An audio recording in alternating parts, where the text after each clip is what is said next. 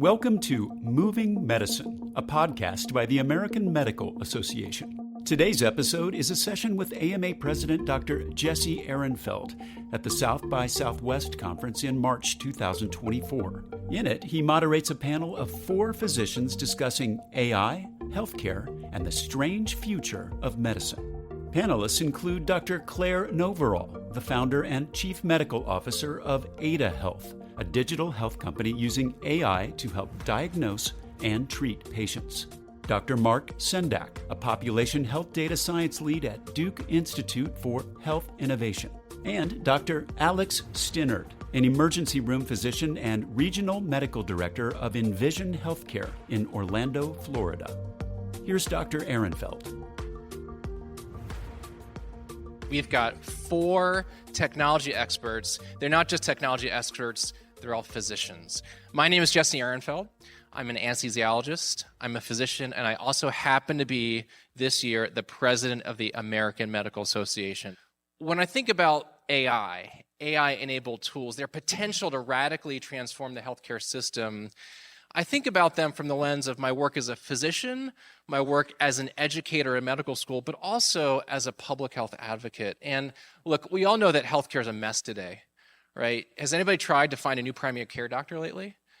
Or schedule an appointment with a specialist?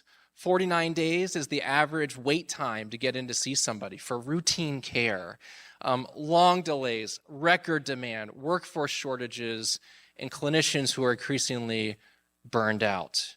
A lot of challenges. So we know that if we're going to get out of this mess, we're going to have to lean on technology. We know that AI has to make things better. The question is, how do we make sure that that happens? I can't tell you what the future of medicine is going to be, but I can tell you that if physicians aren't driving and helping shape the development of these tools and technologies, we're going to have more tech that doesn't work and is more of a burden than an asset. So before we get started, in the interest of full transparency, I want to mention that I do serve on the AI Advisory Council for Augmetics, as does Alex, a publicly traded virtual scribe company. I'm also a consultant to Massimo, medical device company, and an advisor to Extriccio Health, a health data startup. But I'm here today moderating this conversation. So let's dive in. Let me ask each of you to introduce yourselves, and Claire, if you don't mind starting, tell us a fun fact about yourself and what you're currently doing in the AI space.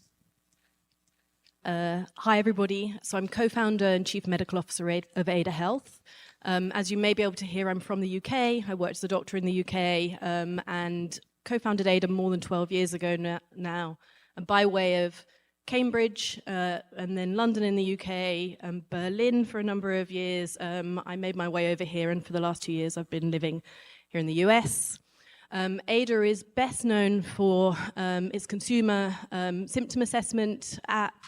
We have over 10 million registered users of that app, over 30 million completed health assessments, hundreds of thousands of 5-star reviews in the App Store. It's a probabilistic symptom assessment covering thousands of conditions, symptoms, findings, risk factors, and we then help people take their next steps. At the end of using the assessment, it's completely free to download and use and try out.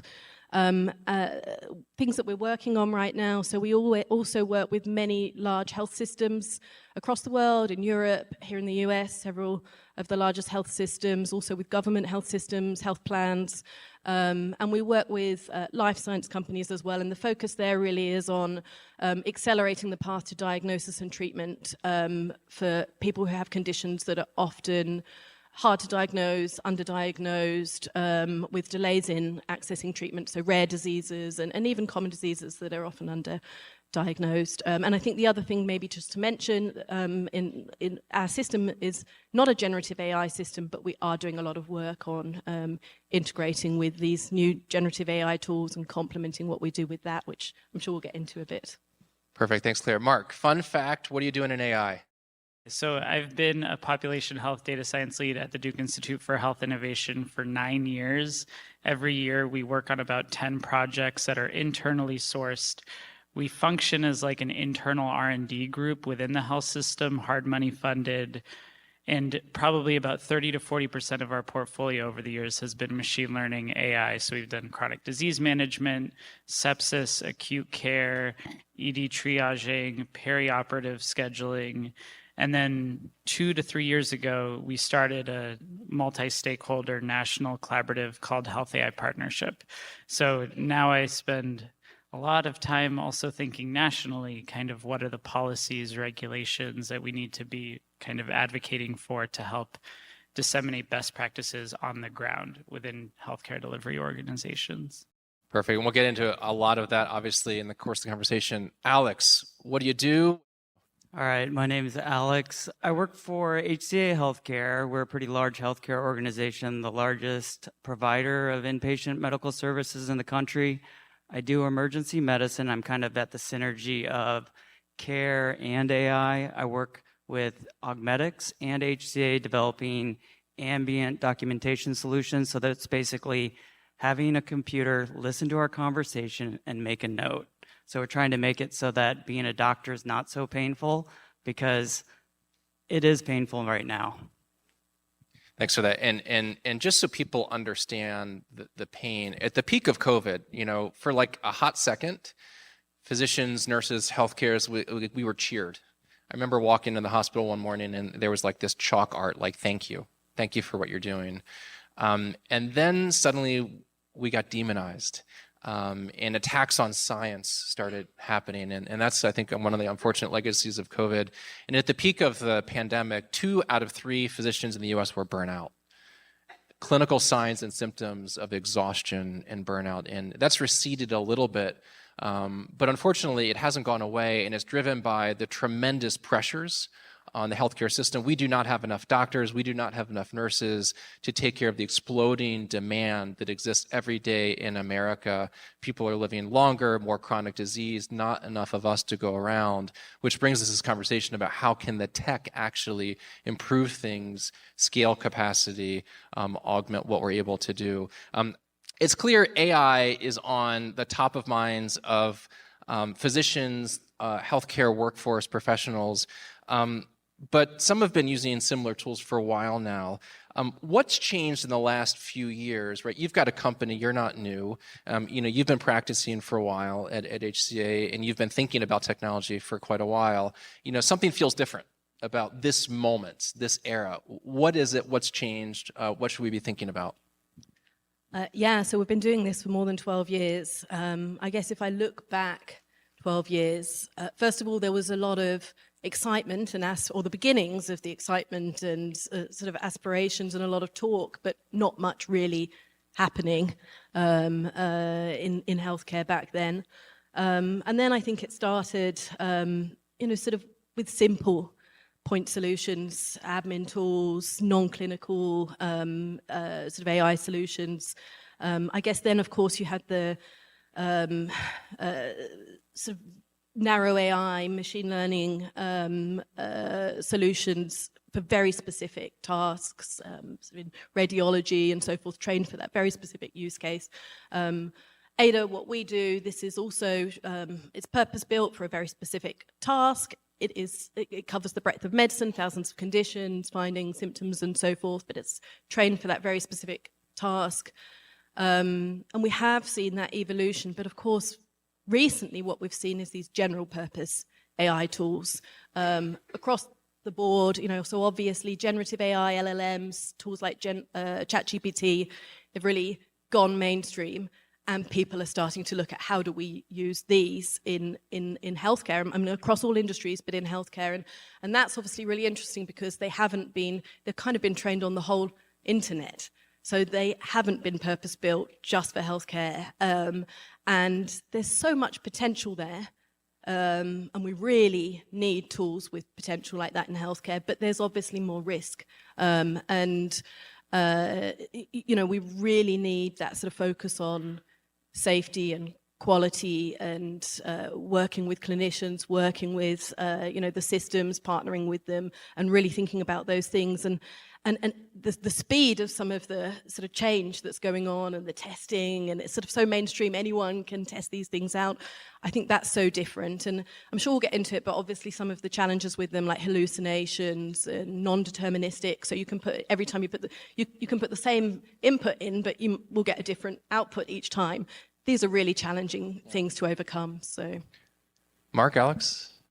So 3 kind of quick things. One, to build on Claire's comment, I think the product life cycles, you see a lot of use cases that we can implement and test things more quickly. So when you're working on certain use cases now, you don't have to start from ground zero of curating data sets, training models. You have something off the shelf that you can start to test and then start to optimize. So there's this whole set of tasks that we can start to tackle more quickly.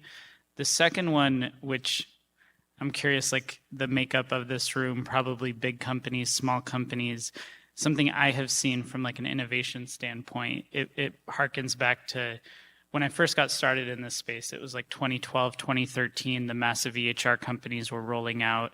You had massive contracts, hundreds of millions, some health systems, it was billions of dollars to do installations.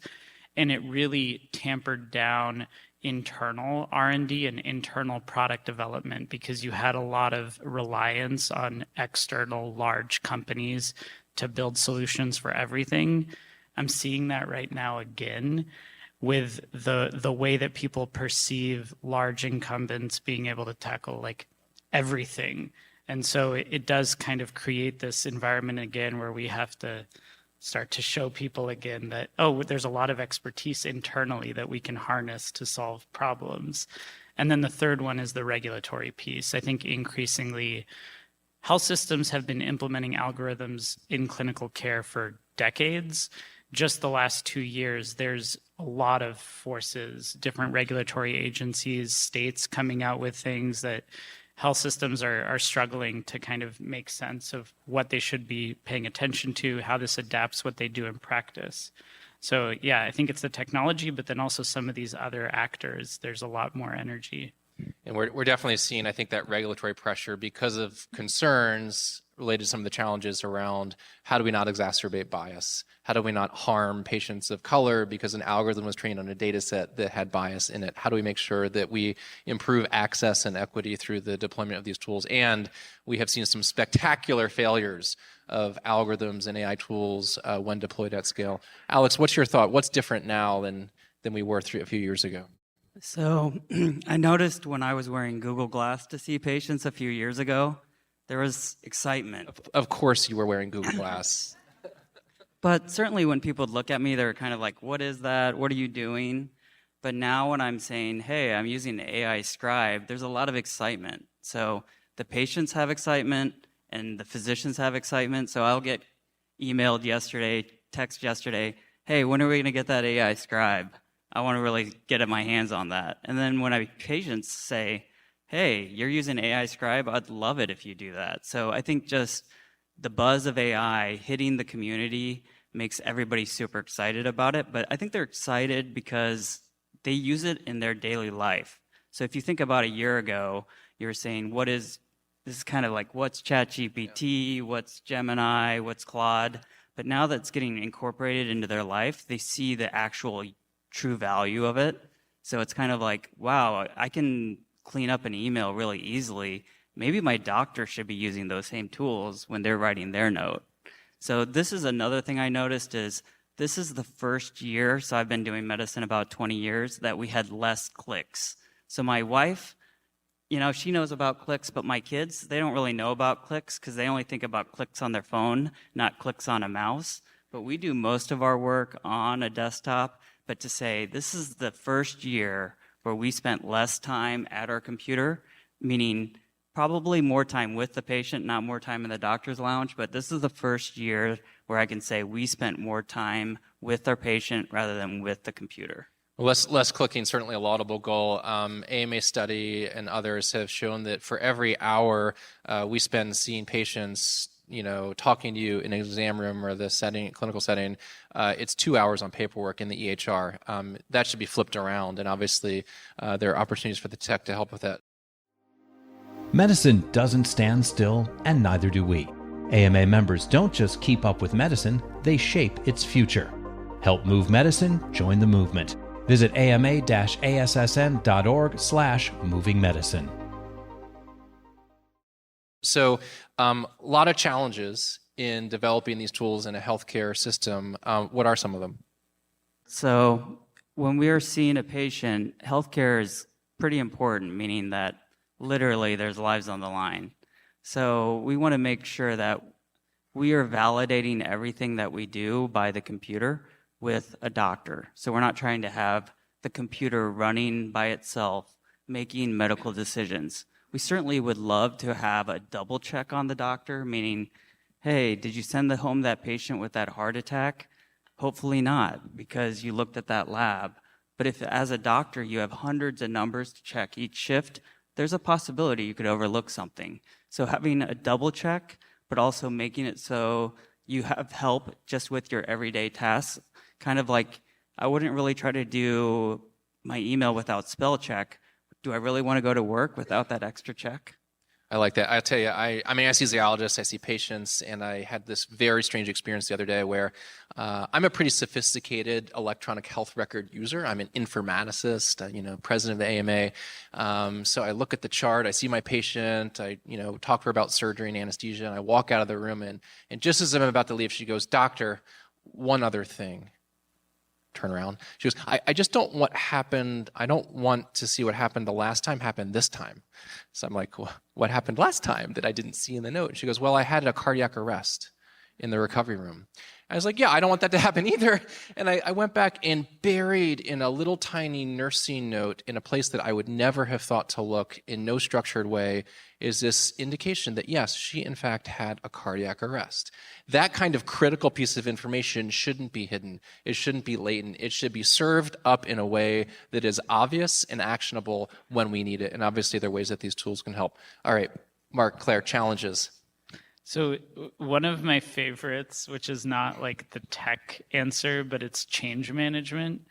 And so for me, there's been like these themes of successful projects. We've had a few on the inpatient side where we actually reconfigured our rapid response team to be a patient response program that was proactive. What's a rapid response team? Good point. So I think this was inspired by Toyota, that had this cord in the assembly line that you could pull the cord and it would stop the assembly line and people would go to that place and solve the problem.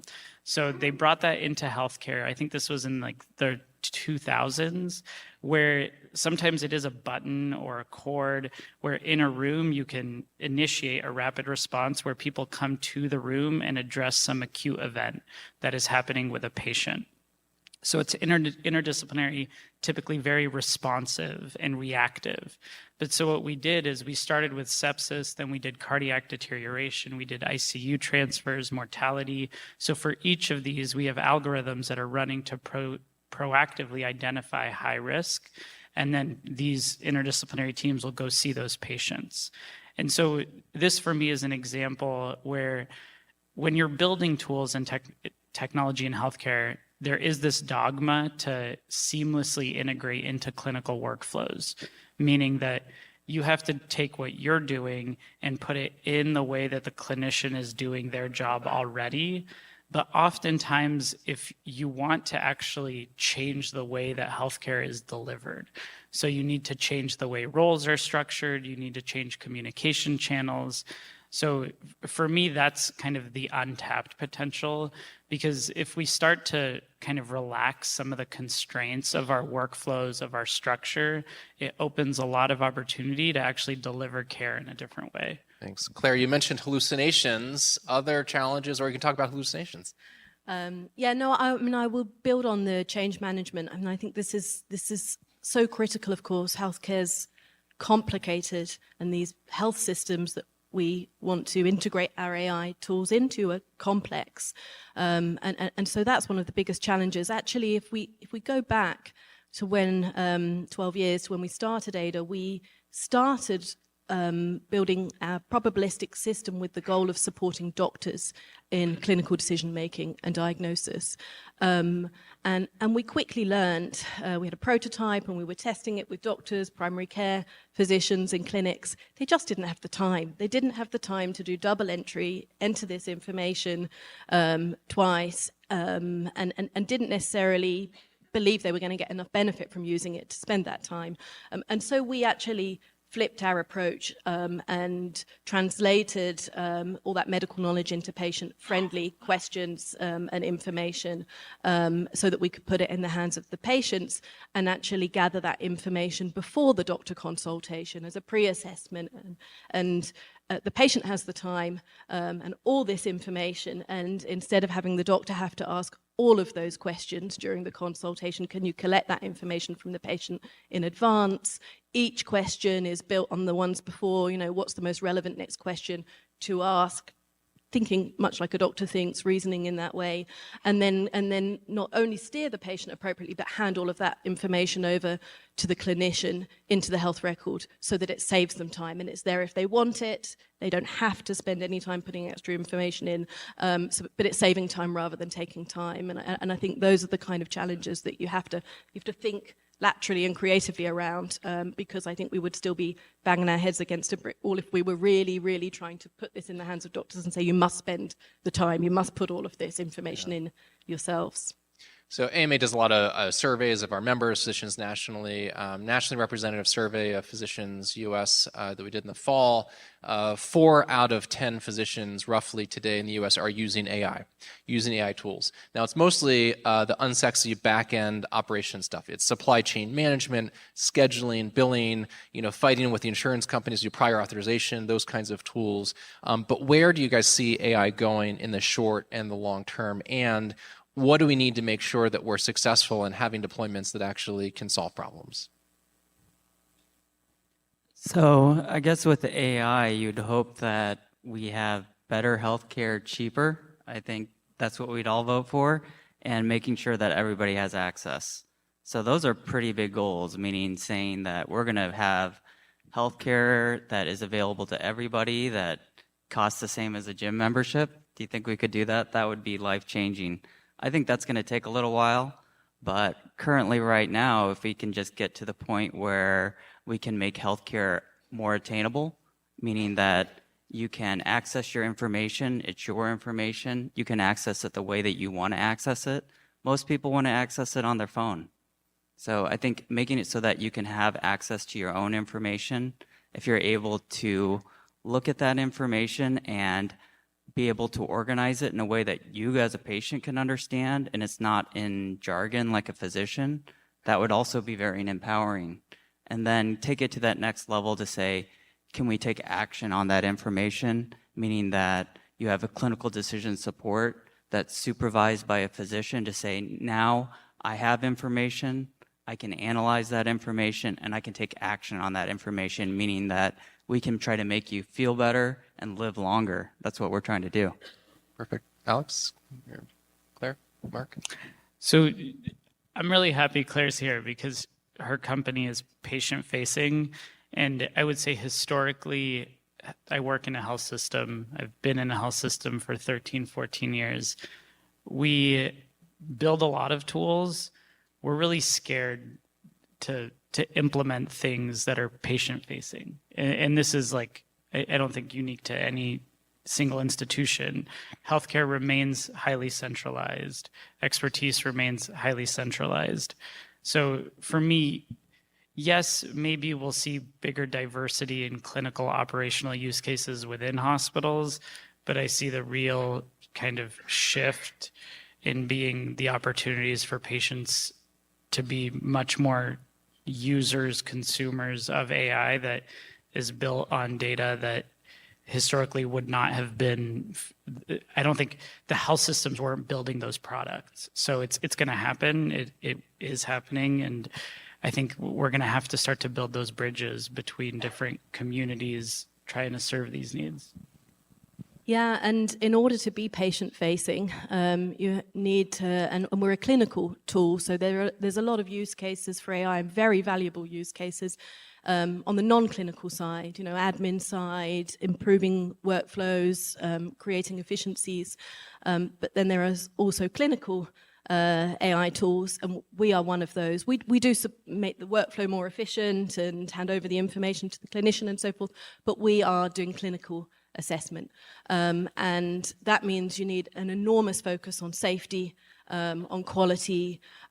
We produce peer-reviewed evidence. We're a regulated Class 2 medical device in Europe. We have years of safety data on performance, efficacy out in the real world.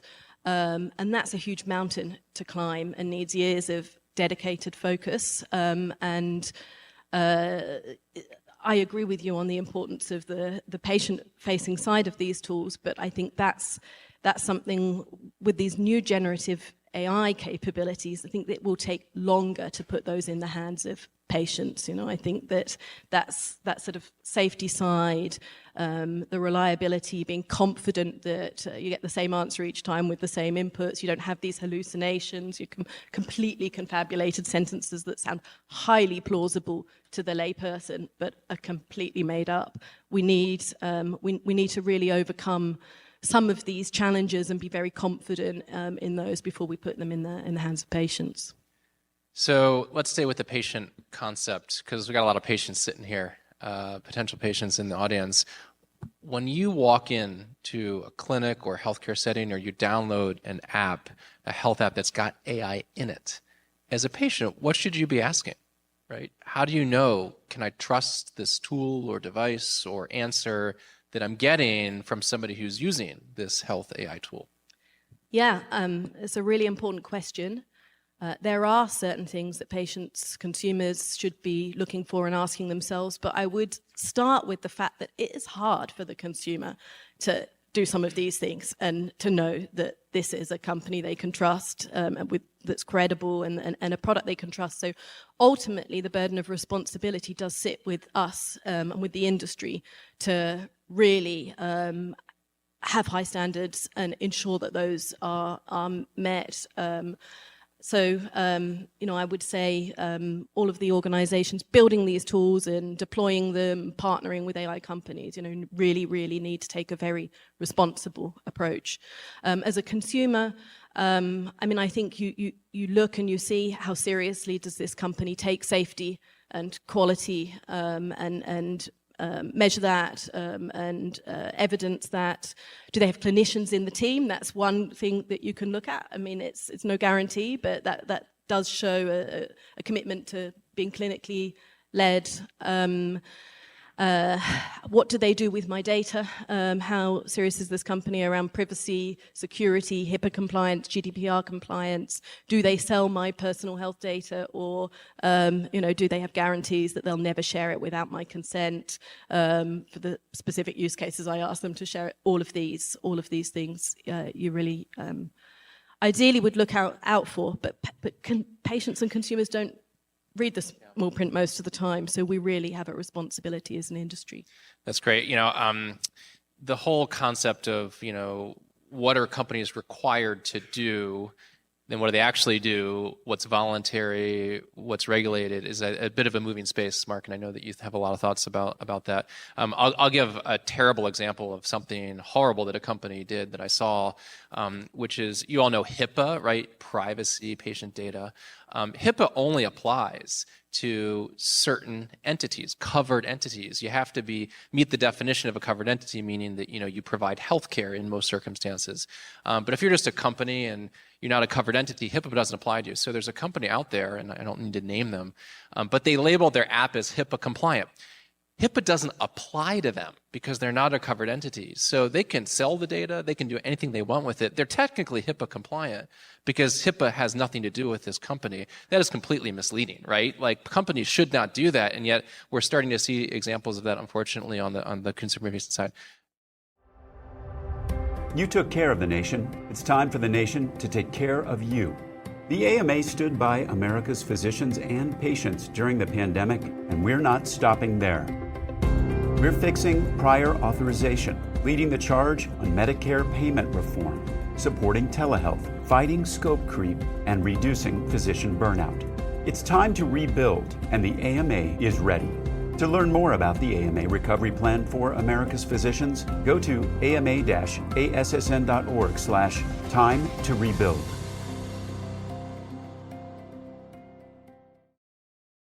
Alex, Mark, other thoughts? So I can give you a story about, as a patient, I was a patient last week. I think everybody's going to be pretty familiar with this story. So I went to my doctor and I had an appointment.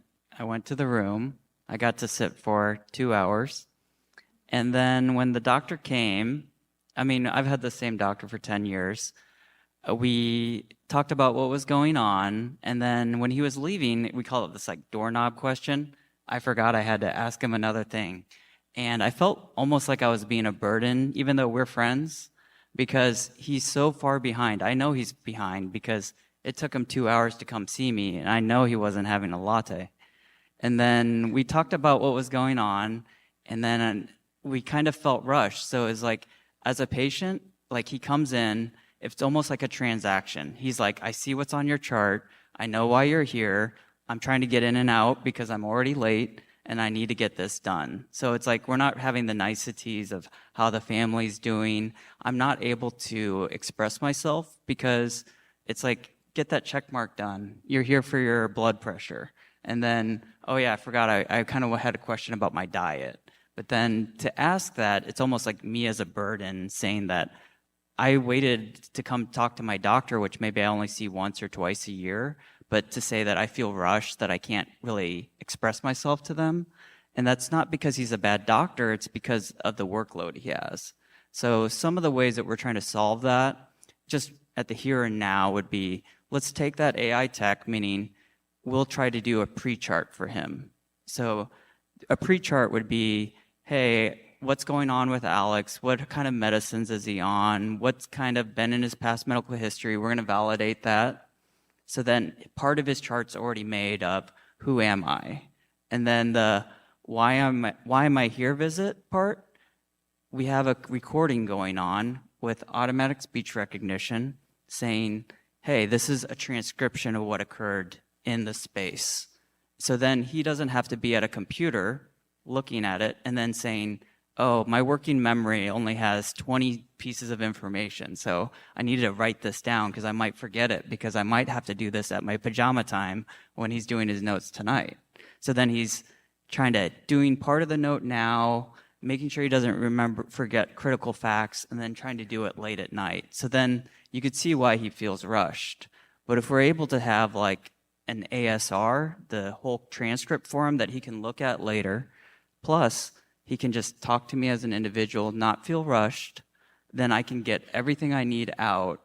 And then even a benefit on top of that is it's going to write the note for him the way, in his language, the way he thinks, and the way he writes his notes, so that he can just spend that time with me talking and like coming up with a real plan.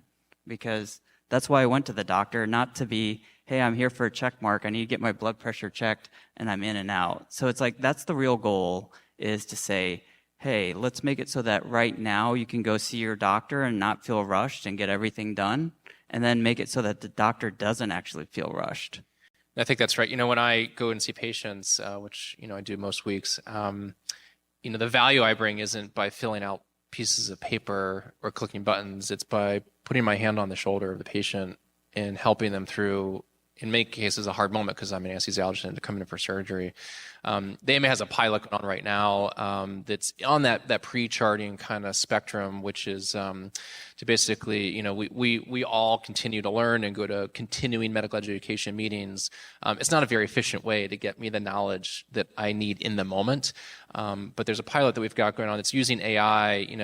In many circumstances, we can predict which patients, clinicians are going to see because they're scheduled, their panels, and it pre-screens, patients that are coming in, conditions maybe I haven't seen in a while, things that may be unusual, and then it serves up these little bite-sized nuggets of clinical knowledge that might be useful. And in early pilots, a very short, brief interaction with this tool, 10 minutes a week, is changing clinical decisions for patients in those practices where this is being piloted. So those kinds of AI tools that can pre-screen, help focus information, collect information, I think are really exciting. Mark? So on the patient perspective, one very concrete, I know we're here in Texas, I know that there's interest in women's health.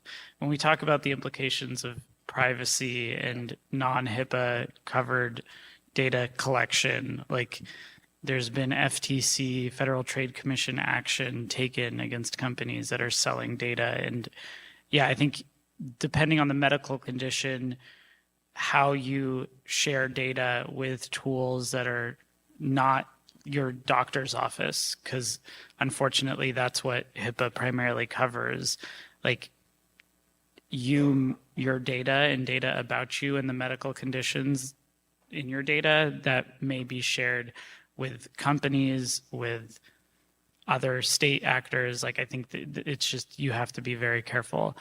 The other piece on the patient perspective, this goes, so in the fall, I had a surreal experience where I went to the hospital with a loved one who had sepsis, as we found out.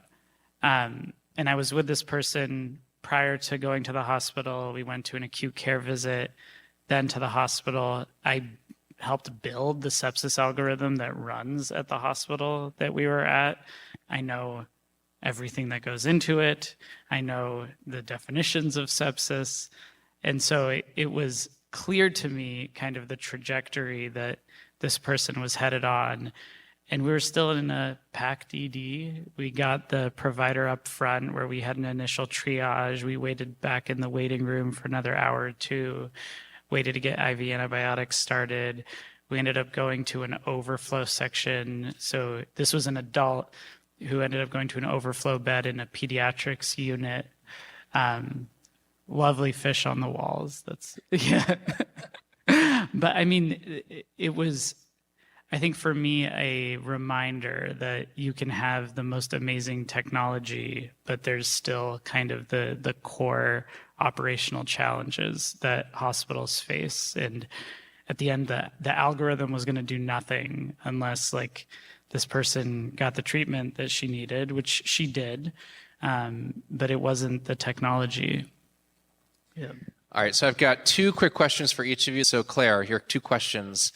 A lot of range, very broad range around the accuracy of AI platforms. How can somebody vet the quality of health information that they're getting from an AI platform that they might use? That's my first question. Yes, and for the layperson, often difficult, but it's about using products built by reputable organizations that take quality and safety and accuracy really seriously. I mean, that's something that we've done for years. We publish in reputable journals like the British Medical Journal.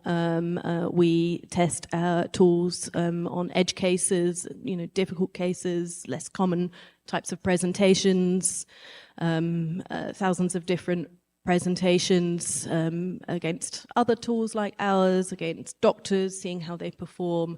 We're using our tools for sort of triage and navigation to care and letting people know what they might have and what to do next. So it's really, really important that we do that kind of thing. But as I say, I mean, I think ultimately it's on the industry to ensure this, and that's where regulations and standards really, really come in. All right, and so what should people know about their health data, how it's kept private? What do people need to know about their health data privacy if they're going to put something in to a system? What should they be asking? Yeah, what's happened? What are you doing with my data? How are you using it? What are you using it for? And are you going to share it with anybody without my consent? Because you don't want that data shared without your consent. So, and there are companies that in the small print, you'll see that they will use your data for marketing and advertising purposes and so forth. So you really want to be careful and read that small print and check the opt-out box. But really, healthcare applications, they should be upfront. They should get explicit consent for sharing your data. You need to know who it's being shared with and why, for what purpose, and explicitly consent to that. I mean, we're really, really big on privacy and security. We have to be in our space. We comply with GDPR. We're actually European headquartered company actually in Germany, and you don't get stricter than that. Germany and GDPR. We ensure that when you're health data, your personal health data, stored separately to your identifying data, and they only ever come together on your mobile device with your secure token, with your password, and so forth. And I mean, the thing is, people are not going to read all of this small print and know all of this, but you only want to share your data with companies that are telling you, we never share this without your consent, only for purposes of your healthcare, and when you tell us we can. I was at an innovation, tech health innovation challenge, and a bunch of companies doing the pitches and all the things. And one of the companies, part of their business model is how they're going to monetize the patient data. And I just vomited in my mouth as soon as they got up on stage talking about this. All right, Mark, you can follow up on that. But my questions for you is bias. Bias is such an important part of the AI conversation. How do we mitigate bias? So, because I want to tie her response back to something you said when we opened up about COVID and about kind of the loss of trust in science and expertise. Because, okay, so I was working full-time on innovation in a health system, COVID hits, and then I got redeployed for 16 months to work on COVID full-time. And then after that, I went back to working on innovation in AI. One of the most rattling things for me, so when we talk about what should somebody ask about an AI tool to trust it, those are really complicated tools. They're probabilistic, the accuracy measurement is on the aggregate, it's going to be wrong sometimes, sometimes it's going to be right. I understand why communicating about effectiveness about AI is hard. Okay, where I kind of had still struggle, we couldn't communicate that a mask works. We couldn't communicate that a vaccine works. And those should be pretty simple. So I don't think it's I think this is a bigger question around. There will be times when we find that there are things that are effective and safe, and how to communicate that and build trust. It's not about measures, because that for me was such a vivid example of where we couldn't communicate trust in something where it was simple. So biggest impact, you're doing all this population health work at Duke. Biggest impact of AI from a population health perspective, what do you think? Totally not related to COVID. Yeah, it's chronic disease management, acute care management. We've changed the way our ACO functions. Yeah. And then the point about bias, how can we mitigate bias? We through Health AI Partnership, we spent almost 6 to 8 months convening stakeholders, talking about what health systems can do internally to assess technologies, to assess for impacts on health inequities. We came up with a list of 37 procedures across the product lifecycle. I can point you there. Go to healthaipartnership.org. But it's complicated. There's not a simple set of analyses and then you're checked out. You have to monitor after implementation and everything. All right, Alex, regulation. So what do we need from a regulatory standpoint? What's getting in the way? So I think until we have AGI, we're going to need human in the loop, especially for things that matter by life and death, meaning that for the regulation, we need to ensure until we have a super smart AI that we have a human that's specialized. So this would be in medicine, we have a physician supervising physician tasks. So I think that's super important. Accuracy, accountability, and transparency, that's kind of where it's all at. Are you concerned about liability? I'm not concerned about liability because I think if we keep up the same until we have a super smart AGI, we have a human in the loop so that the patient is safe because that person, meaning that doctor, is responsible for their patient. And so if there is a malpractice, it goes back to that doctor, meaning that's the accountability, the transparency there. All right, let me just share a point on transparency. Transparency is so key. When I walk into an operating room, I may not know what the algorithm's doing when I turn a ventilator on, but I ought to at least know that the ventilator has AI built into it. And we can take a really poignant example from another industry, the airline industry, where this did not happen. So if you think about the Boeing 737 MAX problem, not the one from a few months ago, the one where we lost tragically 2 airliners, it was an AI safety system that was built by Boeing to deal with the aerodynamics of these planes that the nose naturally goes up. The pilots of those 2 doomed airliners did not know this AI safety system existed.